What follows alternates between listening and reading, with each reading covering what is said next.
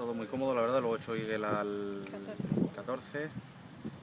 Un Eagle ¿Cómo lo has hecho? bueno, pues pasa justo el banquete de la izquierda, se me ha quedado en bajada rara la bola más alta que los pies ahí abajo.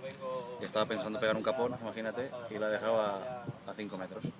Y luego encima la metida. Y nada, todo muy correcto, de tía gris muy bien.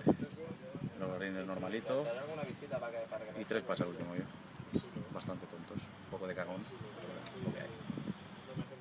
Pero en general, En general de juego muy bien. El juego la verdad es que La muy bien. gente que te tenga que mandar se va a quedar como, El campo como, bien. El campo como siempre, más o menos.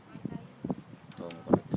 ¿cómo te ves esta semana? ¿Con posibilidades? Pues soy o- imprevisible, yo te puedo hacer 3 bajos y te puedo hacer, no sé, previsible, depende mucho como siempre del pat en mi juego. Pero el juego va a estar ahí y si ayuda un poquito el pat pues estaremos y si no pues no estaremos.